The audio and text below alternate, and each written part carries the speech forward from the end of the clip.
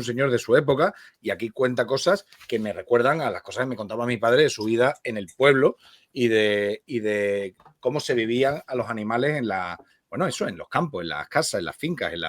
Entonces, me gusta mucho porque es que me parece una cosa muy, muy universal este fragmento en que, a ver que lo tengo aquí está, que además tiene unas ilustraciones tan bonitas, este fragmento de la tortuga.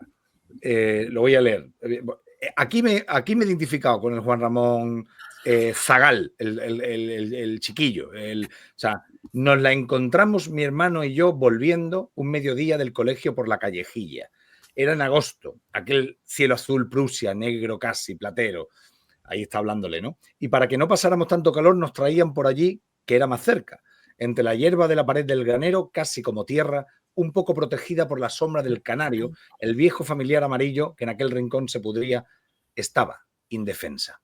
La cogimos, asustados, con la ayuda de la mandadera y entramos en casa anhelantes, gritando ¡una tortuga! ¡Una tortuga! Luego la regamos porque estaba muy sucia y salieron como de una calcomanía unos dibujos en oro y negro. Me flipa que esta palabra calcomanía existiera entonces, porque es la que se usaba cuando yo era chico en los fosquitos. Sí. Sin embargo, ahora los niños de ahora no le dicen calcomanía, le dicen tatu, como si fueran tatuajes. Sí. Un tatu y es una calcomanía, pero le dicen tatu. Pero existía ya, es curioso la palabra. Don Joaquín de la Oliva, el pájaro verde y otros que oyeron a estos nos dijeron que era una tortuga griega. Luego, cuando en los jesuitas estudié yo historia natural, la encontré pintada en el libro, igual a ella en un todo, con ese nombre. Y la vi embalsamada en la vitrina grande, con un cartelito que rezaba ese nombre también. Así, no cabe duda, Platero, de que es una tortuga griega. Ahí está desde entonces. De niños hicimos con ella algunas perrerías. La columpiábamos en el trapecio, le echábamos a Lord. Entendemos que Lord es perro. Es perro. Sí. La teníamos ya días enteros boca arriba. Boca arriba. Una vez el sordito le dio un tiro para que viéramos lo dura que era. Rebotaron los plomos y uno fue a matar a un pobre palomo blanco que estaba bebiendo bajo el peral. Pasan meses y meses sin que se la vea. Un día de pronto aparece en el carbón, fija, como muerta. A veces un nido de huevos hueros son señal de su estancia en algún sitio. Come con las gallinas, con los palomos, con los gorriones. Y lo que más le gusta es el tomate. A veces en primavera se enseñorea del corral y parece que ha echado de su seca vejez eterna y sola una rama nueva, que se ha dado a luz a sí misma para otro siglo. Ese final ya es... apoteósico. Es que ese Juan Ramón, búscalo y encuéntralo en esas frases. Pero yo donde encuentro... esto es un fragmento de Platero. Yo donde encuentro la humanidad de Juan Ramón es cuando cuenta aquí que le hacían perrerías, que le pegaron un tiro, que la ponían boca arriba. Es decir, lo que hacían los niños y lo que hacen los niños de toda condición cuando están asilvestrados en el campo, con bichos, con gatos, con todo, con cochino, con gallina, con...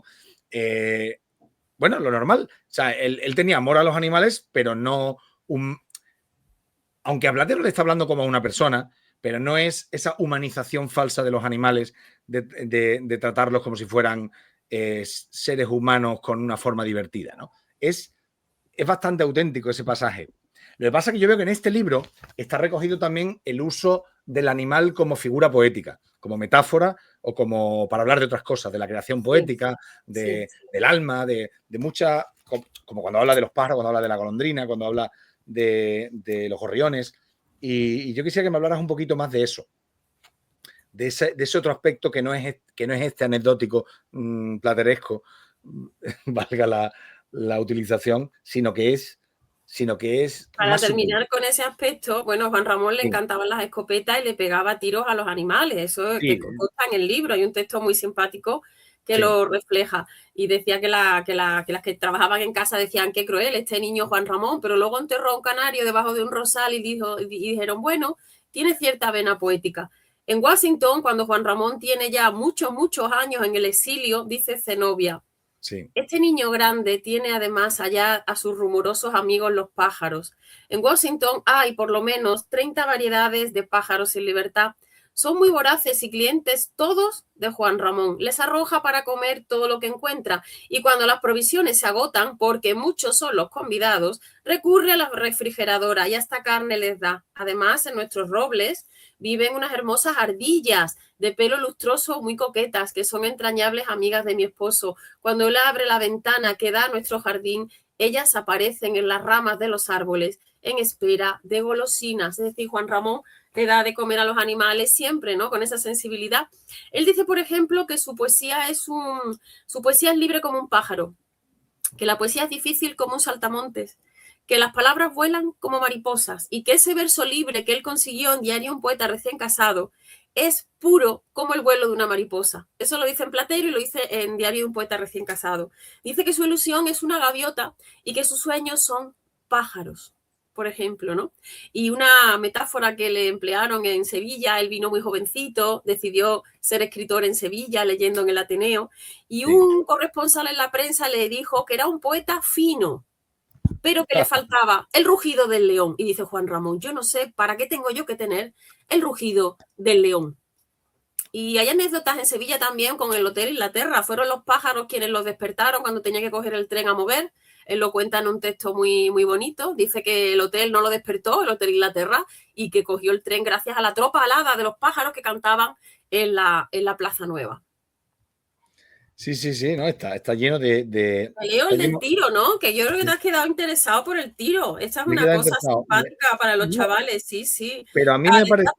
que levantaba piedras y le salían culebrillas. Él siempre iba mirando, buscando los animales en el colegio de los jesuitas del puerto de Santa María, los pájaros en el sanatorio de Francia, las aves tropicales.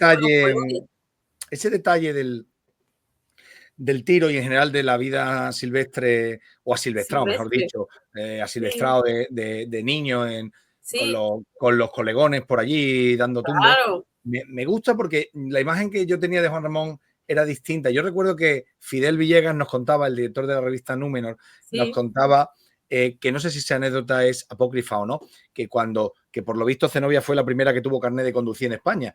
Y de las primeras, claro, se lo sacó, sí, parece, ¿no?, ser en Sevilla. La gente se apartaba cuando veía a una mujer al volante. Bueno, claro, y entonces eso era, y claro, le preguntaron una vez a Juan Ramón, ¿usted por qué no conduce? Y su respuesta fue, esto es la anécdota que contaba Fidel, no sé si es cierta o no, dice, pero usted puede pero ¿cómo puede usted imaginar que se imagina que yo pudiera atropellar a un perro? Entonces, claro, digo, y yo siempre decía, claro, es muy de Juan Ramón, pero claro, ahora lees esta cosa y dice, claro, lo menos quiere pasar el disgusto, pero que él le pegaba tiro a las tórtolas, o sea, que no es que fuera... Un niño asido, levantaba las piedras, le salían culebrillas y toda esa vida, y luego pues siempre en Madrid iba de excursión para ver los animales en la sierra. Es decir, que ese vínculo ha sido muy verdadero, ¿no? Y que no se le pasó con el paso del tiempo, ¿no? Que siempre estaba cerquita de eso, de la naturaleza. Sí, es cierto, es cierto. Tenemos que decir que la presentación de este libro en Sevilla fue en un sitio muy, muy oportuno, que es el Colegio de Veterinarios. Sí, curioso, se le ocurrió a José María, sí, sí. Pero y bueno, estuvo curioso. Sí. Estuvo estupendo. Ya no me he quedado con él, pero en su momento me fijé en el lema del Colegio de Veterinarios, que creo que es en latín, pero no me acuerdo cómo decía. Lo podemos buscar, porque me gustó mucho cuando lo vi y vamos a buscarlo. Colegio de Veterinarios. Yo lo que me fijé era que tenía animalillos, que había casi un burrillo como Platero, ¿no? Sí, había eso, había burro, perro. Tenía caballos y más burros, porque claro, se tenía que ir a su finca de recreo, Fuente Piña, y entonces dice, hombre, yo no iba siempre montado en el burro, pero por ejemplo, Platero fue heredero del caballo almirante, ¿no? Y luego habla, por ejemplo, de la perra Diana, o habla del perro Lord, que presenció la muerte de su padre, y que cuando la madre enfermó estuvo a los pies de la cama, y cuando un perro con rabia lo mordió al perro Lord, que vino de Sevilla, dice Juan Ramón en Platero cuando yo estaba allí pintando, al perro lo tuvieron que matar, y dice, cuando al perro lo sacaron de mi casa, esa mirada de tristeza se me grabó a mí, dice, y luego con el tiempo, cuando algún asunto me contraria en la vida, me acuerdo de la mirada del perro Lord yéndose de mi casa. Entonces, esa sensibilidad, ¿no? De cómo mira a los animales, ¿no?